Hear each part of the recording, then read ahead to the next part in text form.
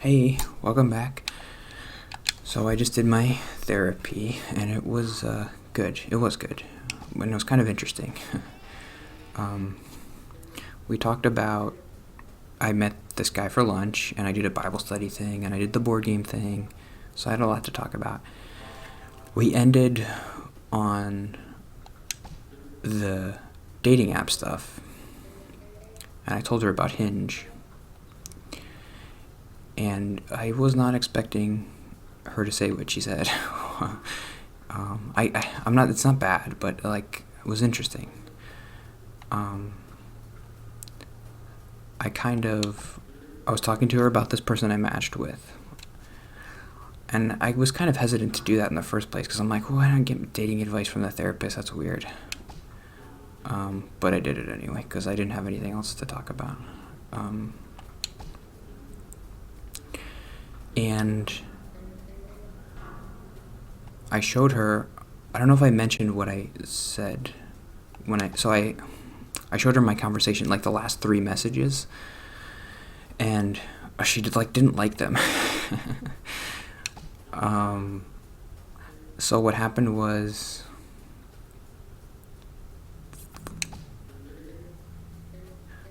the person I matched with is a math teacher. I might have mentioned this during the vlog. I don't remember, but I said, "Is being a math teacher your dream job, or are you just waiting for the biology teacher to die so you can take his place? Is that how it works? Is it like Game of Thrones?" And then she responded like, "Oh, no, like this is my dream job. I like it a lot." And then I was like, "Oh, that's good. It's not a given that like you land at your dream job. And I'm glad you didn't have to kill the biology teacher." Or the biology teacher is happy too, I'm sure. And the therapist had kind of an interesting take on that. She was like, I understand where she's coming from, but I don't know if it's... And she kind of said this at the end, like, oh, this is kind of just like... This isn't therapy advice. This is just like what I would do. Like, I didn't go to therapy school for just how to date people. But she's like, if you want to actually meet people, then you should be as general as possible. Like, you shouldn't make Game of Thrones references. Because if this person's matching with a bunch of people, and like she sees, oh, you made a Game of Thrones reference. And I don't know why she would say that though. Because part of what she said is like, well, if she really likes, okay, well, here's why. Because the girl I talked to didn't respond, so she basically said like, well, if she liked Game of Thrones, then she probably would have responded a bunch and been like, oh, Game of Thrones, that's so funny, let's talk about Game of Thrones. But he didn't do that, so she's probably just like being nice or something, and she doesn't really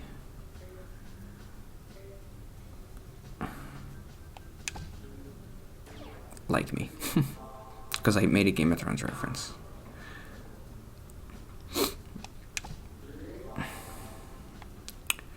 And she hasn't responded in a couple days, and I'm going to send a message today, and I don't know. I had an idea of what to say, but now I don't know what to do. I was actually going to do it like now, before I recorded this, but now I'm just like second guessing myself. Like, no, because I was going to do a voice recording, and she was like, no, don't do that. Pretty much, that's what she said. Maybe I should do the dragon. I'm okay. The guy usually gets home at about 5:15, so he came upstairs. But that's okay. That's okay. I was gonna talk about religion stuff, so I don't know what to do with the dating thing. I gotta think of something before I finish recording. I have to send a message today. I have to.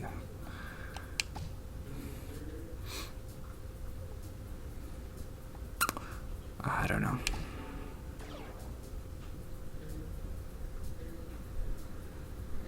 I want to be funny. I want people to think I'm funny. Is that so bad?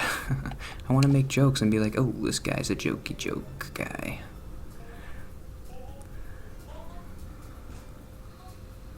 I want to create unrealistic expectations of how funny I am. Because when we meet in real life, I will not make any jokes. I don't know.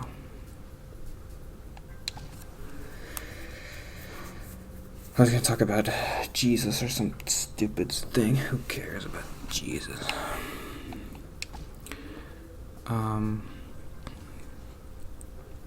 So I guess I can relate this to the other thing we talked about in therapy, because we talked about,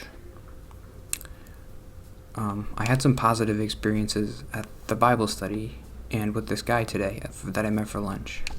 It's the same guy. So, okay, recap. On Tuesday, I went to a Bible study and there was only 2 other people there, which usually would give me a lot of stress because it'd be like, oh boy, we're going to be here for like 2 hours. I got to say something. But it was good because before we went, he had sent me like a prompt of what, like, the topic was, think of like a controversial topic regarding truth, or something like controversial in the Bible or culture or anything. And my topic, and I was thinking a lot about it the day he sent that message, was, I don't think this is exact. I think he wanted to be like, oh, let's talk about gay people. But my topic was actually more general about, and I didn't think this was super controversial, but it actually turned out to be a little bit, which was cool.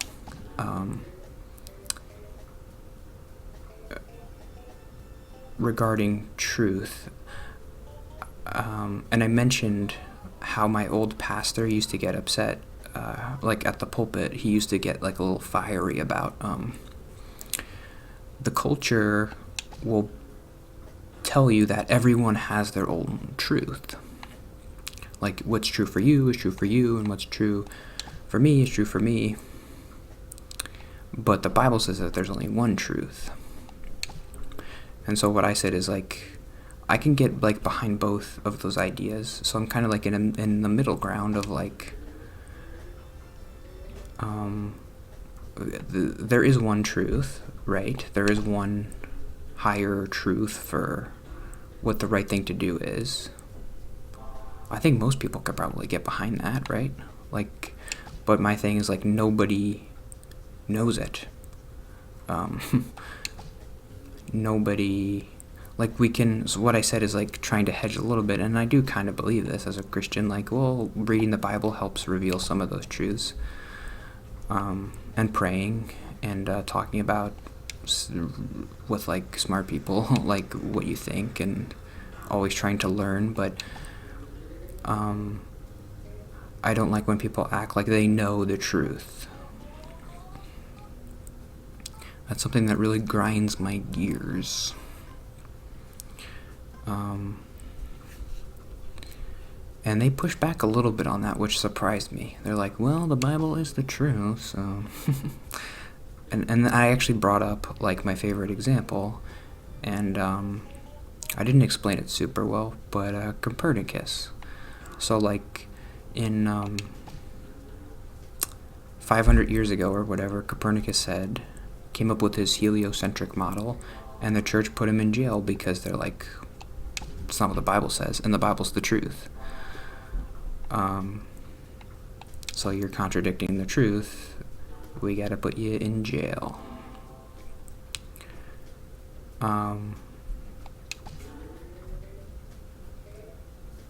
But it wasn't the truth. The truth was Copernicus was right, and the church was wrong.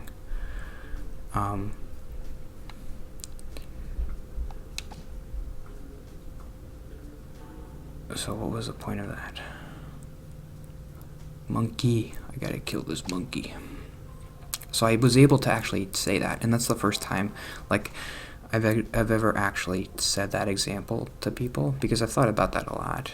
And, like, there are a bunch of examples in the Bible or in history about people misinterpreting the Bible and saying, like, we know what the truth is. So my thing is, like, it's kind of arrogant to say, like, oh yeah, those old Christians were stupid. They were misinterpreting the Bible, but we have it perfectly right now. Like, we 100% know the truth now.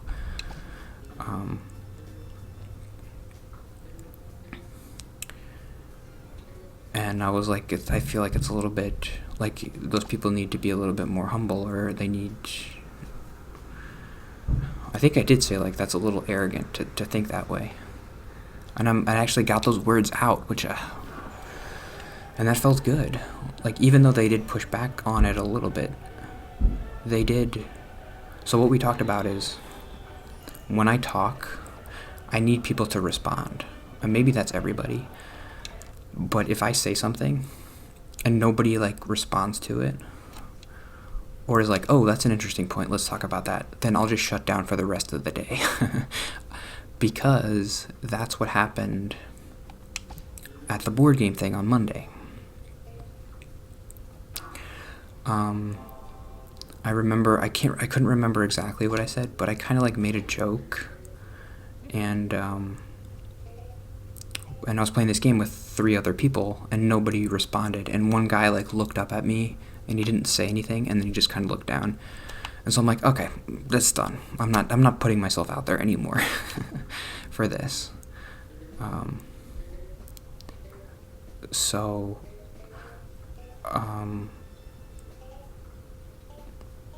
What we said is, like, I kind of have to get over that. I don't know really how to, but basically I just need to, because what I said is, which I think is true, like, if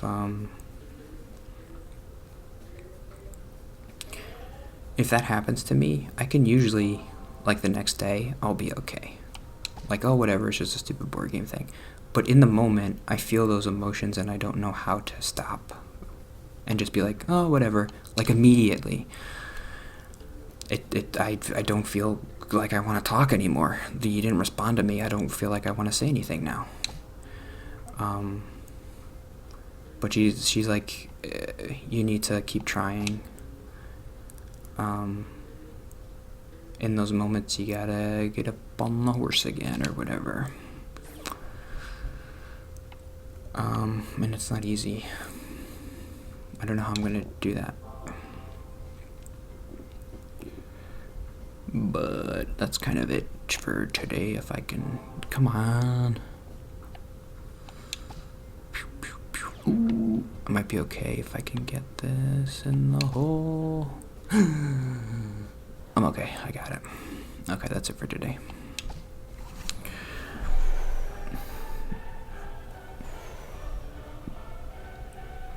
Oh, so, basically what the therapist said I should tell the hinge girl is just ask her a question like, what do you like to do? Or, like, what are your interests? I was curious about your interests. And I really didn't, I kind of pushed back a lot on that, and I was like, I want her to think I'm smart, and that's not a smart question. And she's like, well, you just stop overthinking it. I'm like, okay, I don't know. I'll see you tomorrow.